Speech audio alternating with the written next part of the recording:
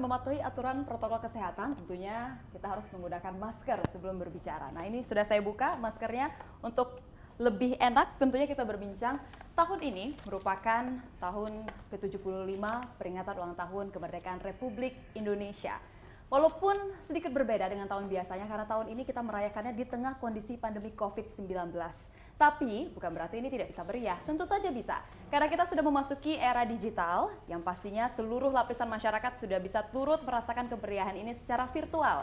Nah, tapi tetap juga harus mematuhi aturan protokol kesehatan. Kominfo di sini juga punya peran yang sangat besar dan andilnya juga luar biasa untuk memperingati Hari Ulang Tahun Kemerdekaan Republik Indonesia. Nah, seperti apa tentunya persiapan dari Kominfo sendiri? Kita sudah hadir di Indonesia Bicara malam hari ini Menteri Komunikasi dan Informatika Bapak Joni G. Plate bersama saya. Selamat malam Pak Joni. Selamat malam Nurul. Bagaimana apa kabar? Protokol kesehatan tetap terjaga, Betul. tetap dilaksanakan secara tertib, ya, secara berkesinambungan juga. Karena itu modal dasar kita untuk melawan COVID. Benar Pak. Jadi memang kita harus tetap mematuhi aturan protokol kesehatan. Betul. Pak Joni, terima kasih sebelumnya sudah bergabung bersama kami di Indonesia Bicara. Kita tahu pasti ini jadwalnya padat sekali. Tentunya untuk menyambut kemeriahan ulang tahun Republik Indonesia, waktunya juga sebentar lagi, nggak nyampe 1 minggu Pak, persiapan Kominfo untuk melihatnya sendiri. Nanti kemeriahannya seperti apa kira-kira? Jadi begini, memang betul tadi yang disampaikan oleh Nurul ya, kepada pemirsa TVRI di seluruh tanah air kita, bahwa perayaan Hari Ulang Tahun Kemerdekaan Indonesia ke-75 tahun ini itu dirayakan secara khusus ya. Dirayakan secara khusus itu juga karena memang usia kita usia yang luar biasa. 75 ini tahun, 75 ya. tahun ya. Jadi memang harus dirayakan secara khusus. Secara khusus yang lain adalah karena memang perayaan 75 tahun ini di satu situasi global yang sangat berbeda yang belum pernah dialami oleh dunia, yaitu pandemi COVID-19. Karenanya dalam merayakan kemeriahan Hari Ulang Tahun Kemerdekaan kita, tentu kita rayakan dengan menyesuaikan dan mengadaptasikan pada lingkungan pandemi COVID-19 dengan melaksanakan protokol-protokol secara khusus protokol kesehatan ya. Nah, karena ini pandemi COVID-19 ya, maka tentu cara mengatasinya salah satu adalah di samping pakai masker jaga jarak. Sehingga pemanfaatan infrastruktur telekomunikasi dan digital akan memainkan peran yang luar biasa pentingnya untuk mendukung kemeriahan perayaan 75 tahun kemerdekaan Indonesia pada tanggal 17 Agustus nanti ya, dan seluruh seri kegiatannya. Nah, dari Kementerian Sekretariat Negara, Pak Menteri, Pak Profesor Patik ya, sudah menyampaikan kepada kita semuanya bahwa perayaan 17 Agustus kali ini itu dengan tema, dan temanya tetap luar biasa, bangkit untuk Indonesia maju. Bangkit ya, untuk Indonesia maju. Bangkit untuk Indonesia maju. Mengapa bangkit untuk Indonesia maju? 75 tahun yang lalu kita bangkit untuk mengalahkan penjajahan, kolonialisme, dan bangkit menjadi bangsa yang merdeka, diproklamasikan oleh tokoh-tokoh bangsa kita, proklamator kita, ya, Bapak Presiden Soekarno dan Bapak Wakil Presiden Muhammad Hatta. Dan kali ini kita bangkit dalam satu kegotong royongan yang sama, dengan semangat yang sama untuk melawan dan memutus rantai COVID-19 di Indonesia. Luar biasa. Nah, ini juga yang menjadi pertanyaan kita Pak. Ini kondisinya berbeda, kondisinya spesial seperti itu. Mungkin ada penanganan khusus dari Kominfo sendiri atau ada persiapan khusus untuk menghadapi atau kita turut merayakan kemerdekaan ini? Ya, pasti ya. Karena perayaan ini pasti nanti untuk tetap menjaga kemeriahan di satu sisi, di sisi yang lain partisipasi publiknya juga tetap harus ada. Perayaan bukan perayaan pemerintah semata, ya, tapi ini perayaan seluruh masyarakat dan bangsa Indonesia. Jadi partisipasi masyarakat dan bangsa Indonesia harus ada di dalamnya. Dan disitulah pentingnya kehadiran infrastruktur telekomunikasi yang memadai, ketersediaan jaringan, baik itu jaringan backbone, jaringan middle mile dan last mile telekomunikasi, agar perayaan itu bisa dinikmati dan dilaksanakan oleh masyarakat. Sudah siap nggak Pak semuanya? Kominfo pasti ya di pusat kegiatannya yaitu di Istana memberikan dukungan teknologi informasi dan bandwidth yang cukup di Istana baik oleh Kominfo melalui Badan Layanan Umum Kominfo Bakti ya bekerja sama dengan operator seluler. Karena apa? Karena kegiatan kali ini membutuhkan bandwidth yang besar ya dan infrastruktur juga yang tersedia dengan baik karena yang akan ikut kegiatannya jumlahnya juga besar sekali. Nah, terutama juga untuk masyarakat lainnya yang di luar Pulau Jawa mungkin yang menengah ke bawah seperti itu Pak, untuk bisa mereka turut merasakan kemeriahan ini, jaringannya sudah aman nggak nih Pak? Aman, yang sudah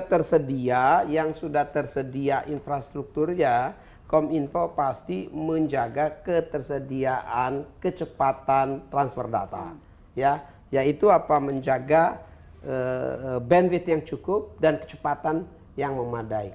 Nah, dalam rangka itu tentu koordinasi dengan operator seluler di seluruh titik di mana ada jaringan itu harus terjaga dengan baik. Ya. Itu yang pertama. Yang kedua pasti komunikasi publik harus dilakukan oleh Kominfo juga. Ya.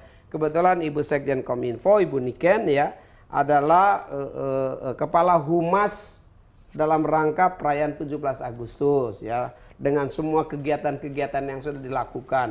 Ini ada beberapa kegiatan dalam rangka 17 Agustus, bukan pada hari H tanggal 17 Agustus saja, tapi dalam satu seri kegiatan. Mulai kegiatan 14 Agustus yaitu pidato kenegaraan Bapak Presiden di hadapan DPR, DPD dan MPR RI, lalu perayaan memperingati detik-detik proklamasi sendiri pada tanggal 17 Agustus ya. Jam 10.17 itu dengan mengajak pada saat jam 10 pagi lewat 17 menit waktu Indonesia Barat itu peringatan detik-detik proklamasinya, juga mengajak seluruh masyarakat di Indonesia untuk menyisihkan waktunya ya memperingati itu secara meriah, memberikan penghormatan dan kekusukan yang khusus ya untuk mengenang dan memperingati proklamasi kita 75 tahun yang lalu ya. Untuk Indonesia Baratnya jam 10 lewat 17 menit ya. Indonesia Tengahnya jam 11 lewat 17 menit dan Indonesia Timurnya jam 12 lewat 17 menit selama sekitar 3 menit. 3 menit tetapi perayaan 75 tahun kemerdekaan kita. Ya, 3 menit saja kita minta masyarakat untuk meluangkan waktunya untuk sama-sama kita turut. Seluruh keceriaan kita yang merayakan itu dalam 3 menit kita wujudkan dalam kekhususan. Betul. Kekusukan kita ya. Dengan memberikan penghormatan secara khusus. Betul. Ya. Walaupun secara virtual nggak apa-apa, ini nggak jadi masalah kan Pak ya? Nah sekarang ini ada perubahan cara berpikir. Ya. COVID-19 memberikan dampak lain dari dampak medis ya, sakit ya, dan ekonomi ya, yang selama ini dilihat sebagai tantangan yang luar biasa. Tapi COVID-19 juga mendorong satu hal yang positif ya, yaitu akselerasi transformasi digital. Nah, akselerasi transformasi digital ini yang ditangkap oleh Bapak Presiden, Bapak Jokowi ya, bahwa itu hal positif. Kita harus mengambil bagian untuk mendorong bangsa kita melakukan percepatan memasuki era transformasi digital dengan adanya COVID, dimulai dari perayaan 17 Agustus itu sendiri dengan memanfaatkan teknologi digital kita, dan disitulah optimisme kita bangkitkan. Satu kekuatan Indonesia dulu pada saat melawan penjajah kolonialisme ya adalah kegotong royongan ya, kebersamaan kita untuk menghadapi musuh bersama. Waktu itu adalah kolonialisme untuk memproklamasi kemerdekaan. Saat ini semangat kegotong royongan yang sama harus muncul kembali. Yaitu melawan siapa? Melawan musuh bersama saat ini. COVID-19. Okay. Mari kita lawan. Kalau dulu berhasil memerdekakan, sekarang kita berhasil ya untuk menyetop COVID-19 di Indonesia. Kita mau lihat juga nanti pandangan Pak Joni terkait dengan gotong royong dan semangat masyarakat Indonesia saat ini seperti apa, terutama di tengah pandemi. Apalagi saat ini sudah banyak perubahan yang dilakukan oleh Kominfo dan juga pemerintah dalam virtual atau digitalisasi, di era digitalisasi saat ini. Usai jeda kami akan segera kembali.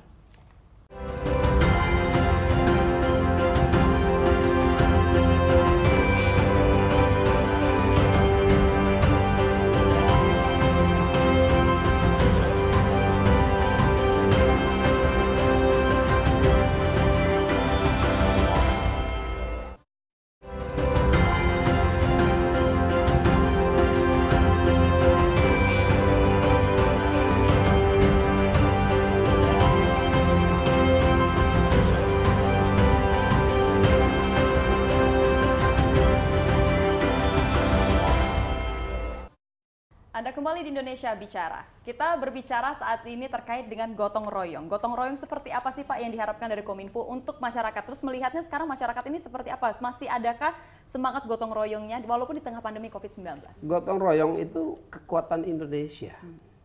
Ya. Indonesia ini kan bangsa yang plural. Ya. Bangsa dengan beraneka ragam latar belakangnya.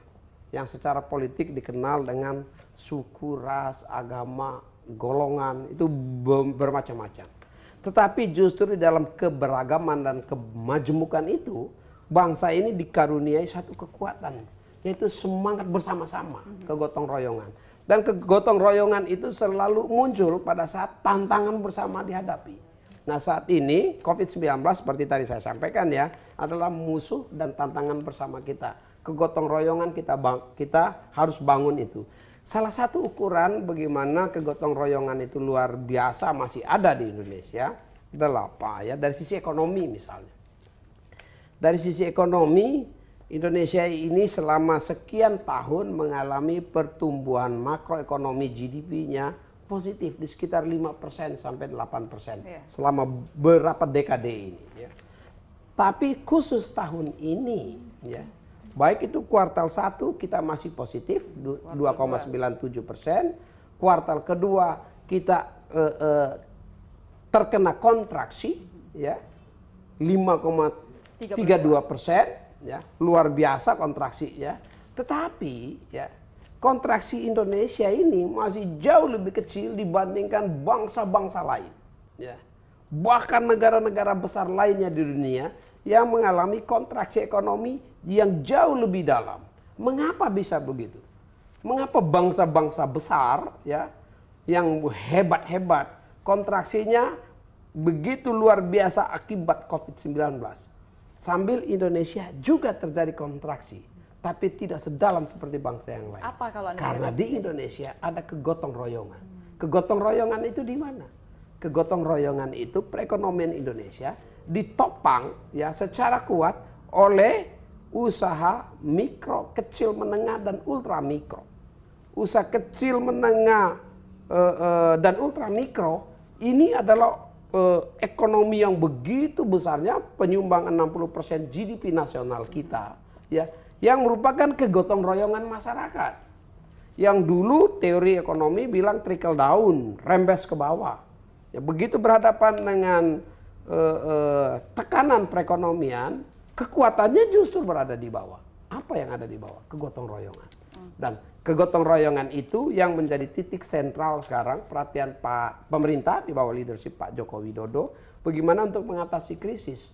Makanya pemerintah melalui stimulus APBN-nya memberikan dorongan dan dukungan untuk mengalirkan likuiditas ke perekonomian masyarakat, khususnya berupa perlindungan sosial dan asistensi atau insentif kepada usaha kecil, menengah, mikro dan ultra mikro. Okay. Nah, karena di situ ada kegotong royongan. Ya. Kegotong royongan yang lain yang harus kita lihat dan kita tumbuhkan adalah bagaimana kita secara bersama-sama mengatasi COVID. COVID-19 ini tidak bisa diatasi dengan cepat hanya oleh satu komponen, hanya oleh pemerintah atau dua komponen. Tapi harus seluruh komponen bangsa, ya. Baik itu pemerintah dan lembaga-lembaga negara, termasuk lembaga DPR dan DPRD tentunya ya. Ada lembaga-lembaga akademik dan para saintis kita, ya. Lembaga-lembaga masyarakat, ya, tokoh-tokoh masyarakat, tokoh-tokoh adat, tokoh-tokoh agama, komunitas, lembaga-lembaga yang terkait dengan dunia usaha, usahawan-usahawan kita, bisnismen kita, dan seluruh ekosistem di dunia usaha, dan media seperti TVRI sebagai LPP dan LPS serta lembaga-lembaga media yang justru menjadi pilar ya komunikasi untuk mentransmisikan komunikasi antara pemerintah dengan masyarakat.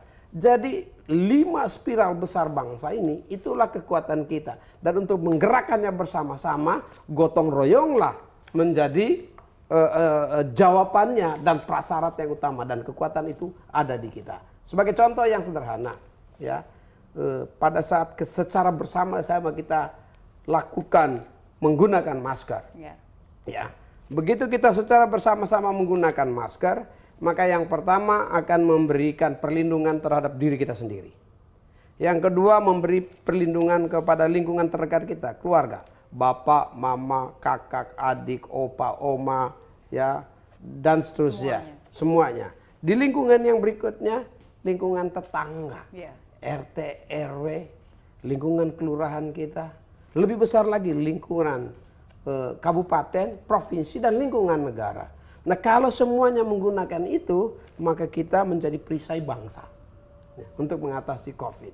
Tetapi sekaligus menggunakan masker bukan saja alasan medis. Tapi ini sekarang ini dia sudah menjadi fashion. Yeah. Dia sudah menjadi fashion. Memakai masker itu dengan bentuk-bentuk dan model-model yang sekarang makin berkembang kreatif ya. Bahkan menggunakan materi bahan-bahan tenunan daerah gitu ya.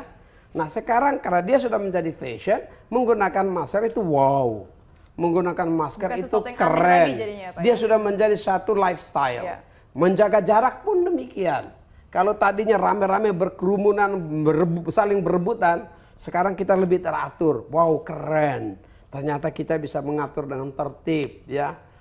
Hal-hal seperti itu, mencuci tangan. Mencuci tangan ini kan sudah sejak zaman dulu, dari SD kan. Dibiasakan cuci tangan, cuci kaki, ya. Tapi biasanya waktu mau makan, waktu mau tidur. Kalau sekarang sering mencuci tangan sudah menjadi model dan lifestyle, maka dunia akan melihat, wow, Indonesia keren ya. Ada hal-hal baru, dampak dari COVID-19 ini membentuk satu cara berpikir dan pola hidup yang baru dalam pola kegotong royongan kita sebagai bangsa. Kalau dari Kominfo sendiri untuk memberikan semangat gotong royong kepada masyarakat seperti apa Pak dalam situasi seperti ini? Nah, kegotong royongan itu ada banyak dimensinya. Ya, kegotong royongan dalam arti bekerja bersama-sama untuk menghadapi satu tantangan bersama itu gotong royong. Gotong royong juga punya dimensi yang lain. Dimensi yang lain adalah dimensi subsidiaritas, ya, saling membantu. Ya. Nah, prinsip-prinsip subsidiaritas ini saling membantu ini Kominfo tentu mengambil. Tidak semua masyarakat ini mempunyai kemampuan yang sama. Nah, Pak Joko Widodo melalui program-program pemerintah dan pembiayaan pemerintah lalu memberikan perlindungan sosial. Baik itu untuk kebutuhan makanan, keseharian, untuk kesehatan, pendidikan, dan semuanya. Bagaimana itu dilakukan dalam rangka kegotong royongan. Nah, pemerintah mengambil inisiatif untuk menjadi role modelnya. Tetapi masyarakat mengambil tindak lanjutnya di dalam kekerabatan sosial. Kominfo juga demikian. Ya, seperti contoh kami tadi malam berbicara, ya kemarin ya, itu berbicara bersama beberapa menteri, ada Ibu Menteri Keuangan, Pak Menteri BUMN, Pak Menteri Pendidikan Kebudayaan, Pak Menteri Bappenas misal, mendiskusikan terhadap anak-anak kita, anak siswa-siswa dan mahasiswa kita, apa yang saat ini mereka butuhkan. Salah satu yang mereka butuhkan sekali saat ini adalah alat komunikasi dan ketersediaan paket data. Ya. Nah, menjadi keluhan banyak. Itu menjadi keluhan semuanya. Mari kita cari jalan keluarnya. Bagaimana menyediakan paket data dari insentif pemerintah. Apa Pak jalan keluarnya? Nah, jalan keluarnya harus tersedia dana APBN untuk memberikan paket data internet ya secara gratis dalam proses long distance learning misalnya ya, untuk keperluan belajar jarak jauh. Ya. Itu perlu disediakan. Kominfo juga, bagaimana Kominfo untuk mengambil bagiannya, memastikan di tempat-tempat tertentu yang selama ini sulit tersedia akses internet untuk pelayanan kesehatan, segera bangun dulu untuk memberikan dukungan. Realisasinya kapan Pak kira-kira? Nah, sekarang ini sedang berlangsung. Kali ini saja di wilayah 3T untuk tahun 2020 ada 1.209 desa ya sedang dibangun fasilitas untuk tersedianya sinyal 4G di wilayah 3T oleh Kominfo ya. Ada dan nanti tahun depan ya 4.000 lebih desa, tahun 2022 3.500 desa, atau sampai dengan tahun 2022 akhir Kominfo akan mendorong akselerasi pembangunan infrastruktur telekomunikasi agar ya tersedianya sinyal secara merata di seluruh Indonesia. Disparitas internetifikasi itu semakin kecil atau tersedia bagi masyarakat. Karena kalau kita lihat sekarang kan sangat jauh sekali disparitasnya. Kalau sekarang kan disparitasnya ya, terlalu jauh. Sambil di saat yang sama kami mengajak operator seluler untuk juga ya memastikan menyelesaikan pembangunan infrastruktur TIK-nya, ya broadband-nya di wilayah komersial non 3T, ya, yang non 3T. Ya, itu masih 3.435 kira-kira ya desa yang sudah selesaikan, dan saya berterima kasih kepada perusahaan seluler yang mempunyai komitmen yang sama. Sehingga kalau kita bekerja secara bergotong royong juga ya, pemerintah dan ekosistemnya Opsel membangun 12.548 desa yang belum ada sinyal saat ini dan diselesaikan tahun 2022, maka pada tahun 2022 seluruh desa di Indonesia, seluruh pelayanan publik di Indonesia sudah tersedia 4G. Nah, itulah dampak positif dari COVID-19, di mana kita semua dirangsang untuk fokus menyelesaikan infrastruktur TIK kita agar transformasi digital itu bisa kita lakukan dengan baik, menghantar Indonesia memasuki era digital. Jadi Indonesia lebih maju lagi seperti itu yang kita harapkan juga. Ya, dari pemerintah juga mengharapkan itu, Pak. Tapi sudah siap nggak kalau kita lihat masyarakat kita untuk menghadapi era digital seperti ini? Nah, kalau masyarakat di samping infrastruktur dari sisi pemerintah ya membangun infrastruktur, dari sisi pemerintah dan politik menyiapkan payung hukum, legislasi primernya, banyak aturan undang-undang harus kita selesaikan, termasuk undang-undang perlindungan data pribadi. Masuk ke transform di era digital, data pribadi menjadi penting, harus ada undang-undang ya yang melindungi ya datanya masyarakat ya. Lalu pemerintah juga bersama ekosistemnya bagaimana membangun kebutuhan talenta digitalnya. Nggak mungkin kita masuk era digital tapi tidak punya orang yang ahli di bidang digital. Harus kita menyiapkan dalam 15 tahun ke depan kita membutuhkan paling kurang 9 juta orang ahli di bidang digital atau disebut dengan digital talent, setiap tahun 600.000 ya. Itu dari sisi pemerintah. Nah, dari sisi masyarakat. Seperti apa? Nah, dari sisi masyarakat ya, yang prasyarat paling utama adalah kecerdasan menggunakan ruang digital. Jadi yang pertama kita dari bermigrasi ya dari ruang fisik ke ruang digital. UMKM, ultramikro, dunia usaha yang selama ini fisik, pasar-pasar fisik dengan tersedianya ruang digital masuk ke pasar digital, ya marketplace online, kita bermigrasi ke sana. Nah, aktivitas keseharian kita termasuk perayaan 17 Agustus yang dulu aubade dan perayaan rame-rame di istana atau di kantor-kantor pemerintah, di sekolah-sekolah secara fisik, sekarang kita lakukan secara virtual. Nah, pada saat kita memanfaatkan menggunakan ruang digital, ada prasyarat penting di situ. Apa itu, Pak? Prasyarat yang paling penting adalah kecerdasan kita memanfaatkan ruang digital agar ruang digital itu digunakan dengan baik dan bermanfaat bagi masyarakat.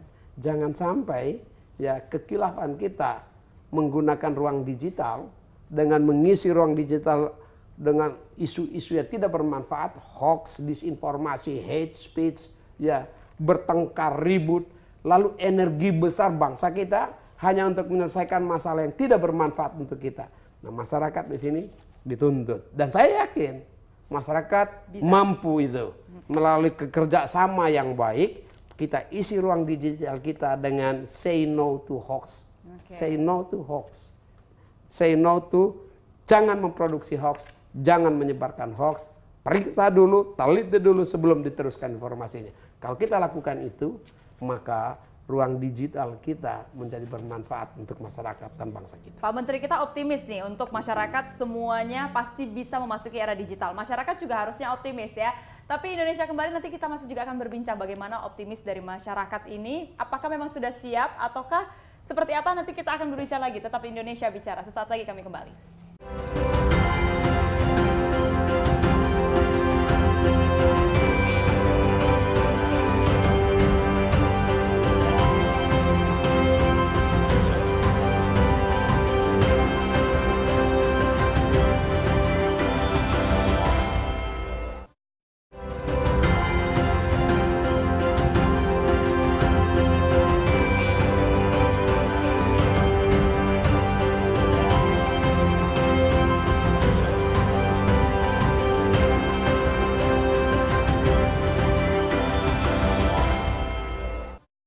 Anda kembali bersama kami di Indonesia Bicara, ketangguhan beradaptasi dari masyarakat. Sebenarnya kita sudah mampu tidak sih untuk beradaptasi dengan era digital yang baru saat ini di tengah pandemi COVID-19? Saya mau tanya ke Pak Menteri, sudah siap nggak sih Pak kira-kira, terutama di tengah kondisi pandemi COVID-19 ini ya? Karena kita lihat banyak juga masyarakat, apalagi kalau misalnya kita bilang soal persiapan digitalisasi, ini sudah masuk di era digitalisasi. Tapi masyarakat juga masih suka ada yang tidak bisa memanfaatkan bantuan-bantuan juga dari pemerintah, mulai dari jaringan, gadget untuk hal-hal yang mungkin kurang berguna juga seperti itu. Jadi begini ya, kalau ditanya siap apa tidak siap, nggak ada kata tidak siap untuk harus Indonesia. Siap, ya? Kita harus siap ya. Mampu atau tidak mampu, nggak ada kata mampu. Tidak mampu. Kita harus mampu. Bisa atau tidak bisa, nggak ada itu tidak bisa. Kita bisa karena memang kita siap, ya kita mampu, kita bisa. Tinggal bagaimana kita menggunakan kekuatan positif itu untuk kita manfaatkan ruang digital kita. Nah, bagi masyarakat, kalau saya lihat sebagai contoh ya, migrasinya UMKM. Ya. UMKM kita ini ada sekitar 64 juta. Ya, pada saat masuk ke era COVID ini, di mana perpindahan ekonominya ke ruang digital dan digital ekonomi kita makin besar, itu setiap hari terjadi migrasi yang besar ya dari UMKM ultramikro fisik ke digital. Ya, sekarang ini sudah 8 juta lebih, bahkan 9 juta dari 64 juta UMKM sudah menjadi UMKM digital di e-commerce ya, menggunakan daring ya untuk kebutuhan bisnisnya. Dan ini berkembang tinggi. Dari evaluasi BPS ya, laporan BPS kuartal 2 2020 year on year dibandingkan dengan tahun yang lalu, satu-satunya sektor yang bertumbuh 2 digit yaitu sektor informasi dan komunikasi. Betul, pertumbuhannya positif ya, 10,88%. Kuartal 1-nya 9. Paling tinggi ini. Bukan saja paling tinggi, satu-satunya yang naik. Kuartal 1-nya 9, kuartal 2-nya 10,88, naik dia. Ada sektor yang lain juga masih positif, tapi bukan naik, turun karena dia terdampak. Ya. Tapi turunnya nggak negatif, masih tetap positif. Ada yang negatif, ada yang memang sangat terdampak. Ya, ada. Ya, misalnya di sektor transportasi, perhotelan sangat terdampak. Tapi disitulah keberpihakan dari pemerintah bagaimana mengatasinya. Ya. Nah, pada saat di mana ya terjadi COVID-19, mana masyarakat dituntut supaya siap ya, maka migrasinya UMKM ultramikro ke ruang digital bisa dilakukan. Kalau UMKM ultramikro itu bisa bermigrasi, apalagi yang lain, berarti kita mampu. Ya, Kominfo sendiri mempunyai program literasi digital cyber kreasi. Itu menjangkau 75 juta rakyat, memperkenalkan apa itu digital. Ya. Kan tidak semua secara otomatis langsung tahu gitu langsung ya, bisa, langsung mampu, Nurul, enggak. Tetapi mayoritas masyarakat kita mempunyai kemampuan beradaptasi ke satu lingkungan yang baru, yaitu lingkungan digital. Ada. Nih masyarakat kita ini kan salah satu yang luar biasanya ya, terhadap perubahan itu adaptasinya cepat. Ya. Nah, sekarang kita berubah ke digital, adaptasinya pun cepat. Nah, bagaimana kecepatan adaptasi masyarakat ini tidak disalahgunakan baik secara sadar, apalagi secara tidak sadar oleh masyarakat. Nah, pemantauannya seperti apa, Pak? Ya, kami memantau dari Kominfo ada. Ya, untuk ruang digitalnya kami memantau apa yang terjadi di ruang digital. Ada cyber drone di Kominfo ya, alat untuk mengikuti, mengamati perkembangan pemanfaatan ruang digital. Nah, di sini saya juga minta kepada masyarakat, Kominfo hadir ya untuk melakukan pemblokiran misalnya. Itu untuk kepentingan masyarakat. Karena apa yang diblokir? Yang diblokir adalah hal-hal yang melanggar undang-undang ya, percakapan atau informasi yang mengadu domba masyarakat, yang menciptakan disharmoni kehidupan masyarakat, itu diblokir oleh Kominfo. Jadi kalau Kominfo memblokir itu memang tidak mengenakan bagi orang yang ingin mengadu domba. Jadi jangan marah-marah gitu ya Pak. Tidak enak mereka. Ini kok Kominfo, kita kan mau adu domba masyarakat, dia blokir. Iya, karena memang Kominfo harus memblokir yang mau adu domba masyarakat supaya masyarakat hidup rukun. Betul. Ya. Oh ini Kominfo enak aja blokir begini. Iya, Kominfo blokir untuk hal yang tidak bermanfaat. Supaya apa? Ruang digital diisi oleh hal yang bermanfaat, yang positif. Termasuk ekonomi digital untuk masyarakat. Dan ekonomi digital Indonesia salah satu ekonomi digital yang berkembang sangat pesat di dunia. Dan itu harus kita jaga. Fasilitas ataupun persiapan yang diperlukan oleh masyarakat seperti apa Pak untuk memasuki era digital dari masyarakat sendiri? Yang tadi pertama pasti ya masyarakat perlu mengikuti ya dan memilah memisah mana hal yang benar, yang kurang benar ya melalui check and recheck ya. Lalu kalaupun benar mengukurnya baik atau tidak baik ya melalui konsultasi ya. Lalu setelah benar baik bermanfaat atau tidak bermanfaat. Jadi kita punya filter. Itu yang pertama dari sisi masyarakat ya. Tetapi tantangan yang bagi masyarakat juga pasti tidak semua masyarakat mempunyai kemampuan dan daya yang sama. Ini berbeda-beda ya. Karenanya pemerintah sebagai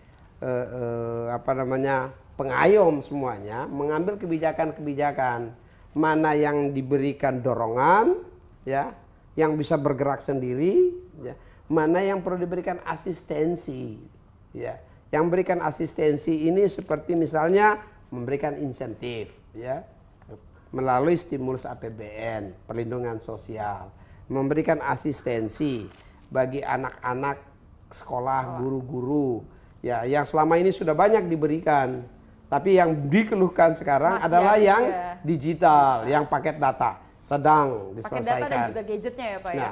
Paket data dan tentu gadgetnya, ya gadgetnya juga tentu tidak mudah. Kenapa? Ini bukan hal yang murah. Misalnya satu keluarga, Nurul, anaknya 3 orang, perlu berapa gadget di situ? Bapak perlu gadget, mama perlu gadget. 3 anak perlu gadget, sudah 5 gadget di situ. Ya. Kalau hanya ada 1 gadget, yang pakai 1 orang yang mana? Nah, ini tentu perlu juga kita ya disiplin dan tertib. Kalau ada asistensi nanti mudah-mudahan ya kita doakan ya insya Allah gitu ya. Kita kerja baik bersama-sama sehingga ada asistensi yang bisa diberikan, insentif yang bisa diberikan, digunakan juga dengan cerdas. Tapi ada pemantauan nggak Pak kalau misal sudah diberikan seperti itu kepada masyarakat? Secara elektronik ada pemantauan. Ya, kita bisa tahu, kan? Kita bisa tahu ya, misalnya melalui pemantauan, pemanfaatan bandwidth dan kecepatan. Di mana yang padat, mana yang tidak padat, bermigrasi, berpindah kemana ya. Lalu apalagi melalui data kan itu pasti untuk anak-anak, misalnya ya asistensinya untuk anak-anak sekolah ya. Kan terlihat ya yang dipakai itu untuk apa bisa. Tapi ya Kominfo bukan polisi masyarakat.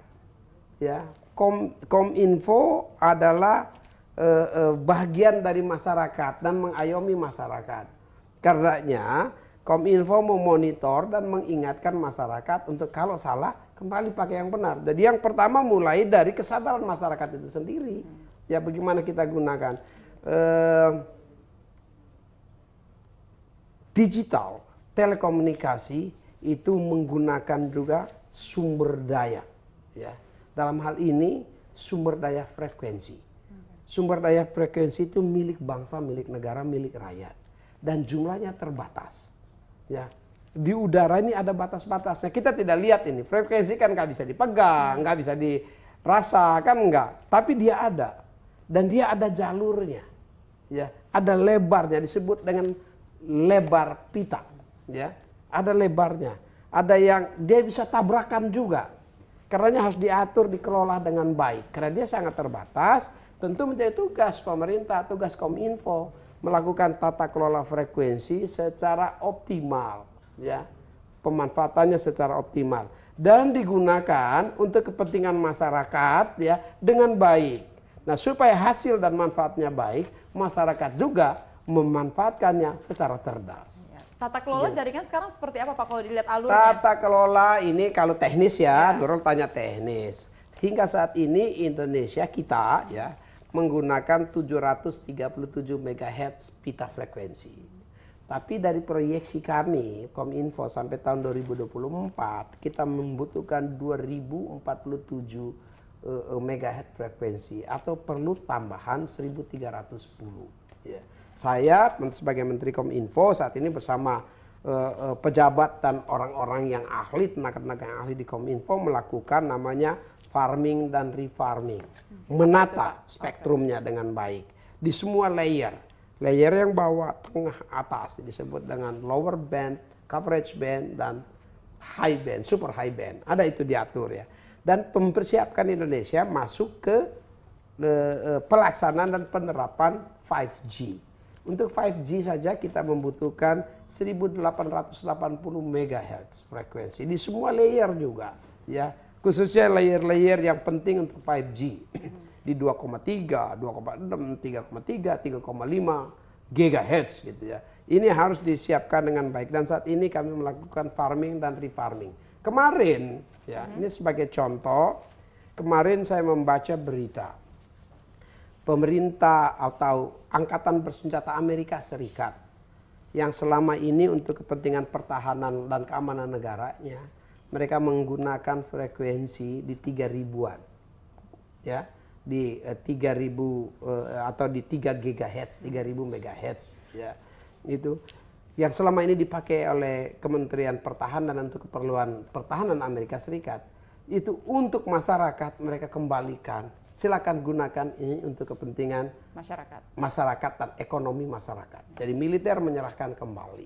Itu refarming namanya. Ya. Di Indonesia pun hal yang sama. Ya, ada sekarang frekuensi yang sudah digunakan oleh lembaga-lembaga, oleh unit-unit termasuk oleh dunia usaha gitu, yang kita melakukan refarming, memindahkan, melakukan tata kelola kembali. Dengan harapan ya, COVID ini begitu COVID nanti sudah bisa kita atasi sebentar lagi ini. Ya kemarin Bapak Presiden di Bandung ya pergi memeriksa kesiapan vaksin kita yang dari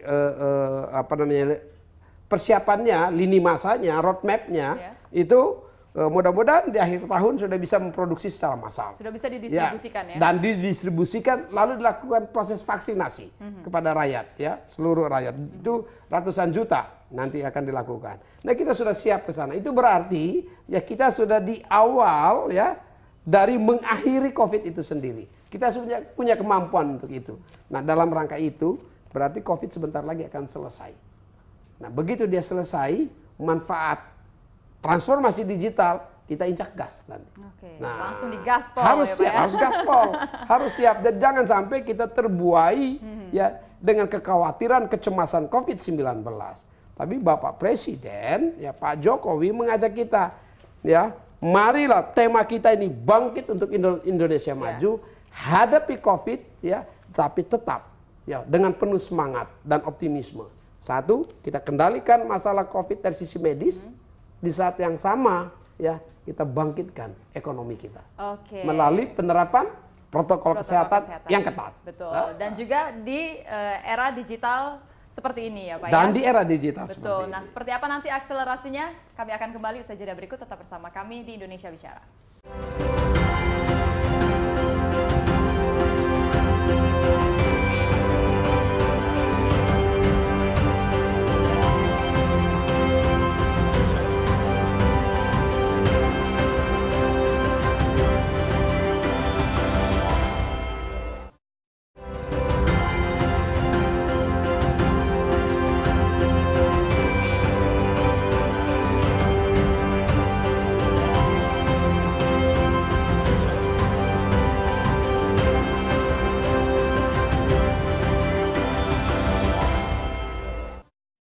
Anda kembali di Indonesia Bicara. Kita berbicara soal akselerasi transformasi digital. Saya ingin tanya Pak, seperti apa akselerasi transformasi digital kita saat ini? Ini hal yang sangat luas. Ya, pada saat saya diminta jadi menteri oleh Bapak Presiden untuk membantu Pak Presiden, Pak Jokowi pesan, yang pertama yang harus diperhatikan itu adalah kedaulatan data sovereignty katanya. Satu. Yang kedua, Bapak Presiden sampaikan perangi, atasi kriminal cybercrime. Yang ketiga, kembangkan industri informatikanya atau digitalisasinya. 3 hal itu. Tiba-tiba COVID-nya muncul. Datang begitu saja. Begitu COVID-nya muncul, 3 hal ini dilakukan akselerasi justru. Ya. Nah, dalam rangka akselerasi digital kita, transformasi digital kita, ada beberapa hal penting yang harus kita siapkan. Apa itu, Pak? Ya. Yang pertama, menyelesaikan deployment pembangunan infrastruktur TIK. Ya. Dalam rangka internetifikasi Indonesia, hadirkan internet di seluruh Indonesia, dan memperkecil disparitas internet, ya, kesenjangannya diperkecil. Nah, setelah kami meneliti semuanya secara administratif, ya, sudah tersedia jaringan 4G di 70.670 desa kelurahan di Indonesia, tetapi masih tersisa 12.548 desa yang belum tersedia 4G sinyal, yang terdiri dari 3.435 di wilayah non 3T atau wilayah komersial. Saya sudah berbicara dengan operator seluler untuk segera membangun dalam 2 tahun ke depan seperti tadi saya sampaikan. Dan ada 9.113 desa kelurahan di wilayah 3T, wilayah yang sulit. Nah, kami sudah menyiapkan programnya, sudah disetujui oleh Bapak Presiden untuk diselesaikan dalam 2 tahun melalui kombinasi pembiayaan, bauran pembiayaan. Ada unsur APBN, rupiah murni, ada unsur PNBP, ada unsur Universal Service Obligations di dalamnya, ya, dengan harapan membangun semuanya selesai dalam di tahun 2020, 2021 dan 2022, ya. Dengan demikian infrastruktur kita sudah tersedia, ya. Lalu yang kedua, ya, kita harus menyelesaikan pembangunan dalam rangka, ya, satu data Indonesia dan pusat-pusat data. Ya, saat ini Indonesia pemerintah saja, ya, untuk pemerintahan berbasis elektronik atau e-government, ya, itu menggunakan 2.700 data center dan hanya sedikit diantaranya yang memenuhi standar global. Sehingga Kominfo, ya, akan bekerja untuk memastikan konsolidasi dan interoperabilitas seluruh data di Indonesia. Ya, saat sekarang ini agar kita mempunyai satu data yang bisa memberikan pelayanan publik dengan baik, karena kita tahu ini, ya, misalnya bantuan sosial, ya, sudah disediakan dalam jumlah yang besar, yang banyak, ya, yang sesuai kebutuhannya. Tapi, ya, by name, by address-nya, ya, tepat orang dan tepat alamatnya kan jadi masalah. Kenapa itu? Karena data. Jadi kita harus membangun satu pusat data nasional, ya, dalam rangka satu data nasional, ya, untuk kepentingan pengambilan kebijakan nasional. Nah, untuk itu tentu harus disiapkan juga ekosistem untuk mendorong transformasi digital, tidak saja di sektor pemerintah tapi juga sektor privat, ya. Nah, di sektor pemerintahnya, sektor-sektor strategis pemerintah harus dibangun. Misalnya tadi, ya, transformasi digital di sektor kesehatan, transformasi digital di sektor pendidikan, ya, transformasi digital di sektor ekonomi, transformasi digital di sektor diplomasi, transformasi digital di sektor pertahanan keamanan, transformasi digital di berbagai sektor kita, ya, itu harus kita siapkan, ya. Dan kita juga perlu menata, ya, sebut transformasi digital, maka tidak akan terlepas juga dari frekuensi. Tadi yang kita sudah bicarakan. Harus menata dan melakukan farming dan refarming frekuensi spektrum. Harus siap juga sumber daya manusia atau talenta digital. Nah, dalam rangka menyiapkan talenta digital, nggak bisa juga hanya Kominfo. Kominfo memberikan stimulus melalui program-program yang ada di Kominfo. Apakah Gerakan Nasional Cyber Kreasi, apa Digital Talent Scholarship, Digital Leadership Academy yang disiapkan, ya, itu. Tetapi, ya, juga mengajak ekosistemnya, perusahaan-perusahaan global untuk terlibat di dalamnya, bersama Menteri Pendidikan, Menteri Agama, ya, bagaimana kurikulum dalam rangka transformasi digital perlu disiapkan. Semua stakeholder dari pelibatan perusahaan global dan teknologi dan sumber daya, tidak saja sumber daya nasional, tapi sumber daya global juga, orang-orang yang ahli global kita gunakan juga untuk melakukan persiapan digital talent dan berbagai sektor lainnya, ya. itu harus disiapkan satu pekerjaan yang tentu panjang ya, tetapi ya Indonesia ini bukan karena COVID ini saja. Sebetulnya jauh sebelumnya sudah melakukan studi-studi ya, roadmap menuju digital nation, bangsa digital itu sudah disiapkan. Nah, sekarang menjadi lebih cepat karena ada COVID, sehingga disebut dengan akselerasi transformasi digital. Oke, Pak, tadi Bapak menyebutkan ada program-program yang sudah di-ACC oleh Presiden. Program apa, Pak? Nah, itu tadi ya, program sudah di-ACC. Yang pertama menyelesaikan pembangunan infrastruktur TIK yang tadi saya sebutkan tadi, dalam waktu sampai tahun 2022 harus sudah selesai. Lalu juga sudah ada keputusan pemerintah untuk membangun pusat data nasional. Ya, saya sedang bekerja untuk itu. Ya, pusat data nasional menyiapkan peralatannya, lokasinya pasti ya. Lalu alat-alatnya dari mana, pembiayaannya berapa, dan cloud computingnya seperti apa. Karena apa? Di situ untuk menjaga sovereignty, kedaulatan data kita. Data sekarang mempunyai nilai ya yang mungkin ya apa namanya data itu nilai ekonomis lebih dari emas ya saat ini. Karena kita harus jaga dengan baik. Termasuk pergerakan data, ya pergerakan data di dalam negeri maupun pergerakan data lintas negara, termasuk serangan terhadap data. Ya tadi disebut dengan cybercrime. Cybercrime salah satunya adalah serangan itu sendiri, ya cyber attack, penyerangan terhadap data kita. Setiap hari, setiap menit ada serangan terhadap data, baik data pemerintah maupun data-data yang dimiliki oleh penyelenggara sistem elektronik kita. Nah ini security system kita harus tinggi. Nah ini semuanya kita siapkan atas arahan Bapak Presiden. Tidak itu saja, bahkan sampai digitalisasi industri penyiaran. Ya, kita juga sedang menyiapkan bagaimana analog switch off untuk masuk ke penyiaran digital. Baik untuk broadband ya atau broadcasting, baik untuk broadcasting maupun untuk narrowcasting. Harus kita siapkan. Termasuk untuk TVRI sebagai LPP. Bagaimana TVRI perlu mempersiapkan diri untuk masuk ke era transformasi digital, yaitu broadcasting atau narrowcasting digital. Sekarang TVRI sudah membangun menara-menara, peralatan-peralatan untuk khususnya di wilayah perbatasan. Untuk apa? Untuk masuk ke digitalisasi pertelevisian. Nanti ya Kominfo bersama DPR sedang menyelesaikan payung hukumnya. Begitu payung hukumnya tidak saja LPP, LPS juga. Ya, semuanya masuk ke digital.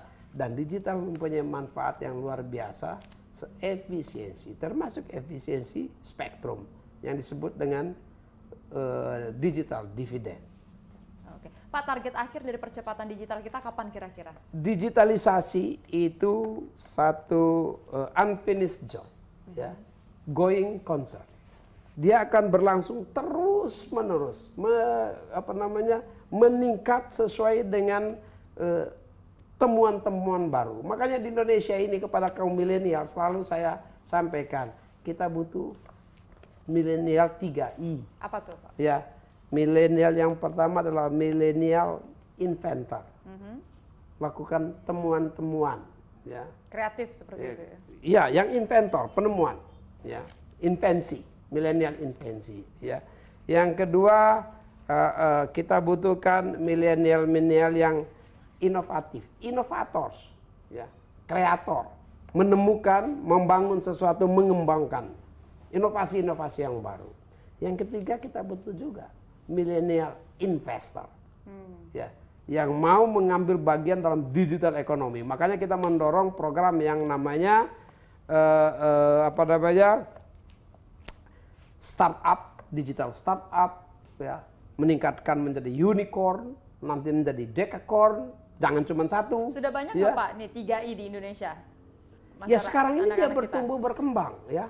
Ini milenial kan milenial ini paling cepat adaptasinya dengan gadget, dengan digital. Jadi kita perlu milenial yang mempunyai kemampuan invensi yang tinggi, mempunyai kemampuan inovasi dan kreasi yang tinggi, dan mempunyai semangat dan naluri bisnis, yaitu investasi.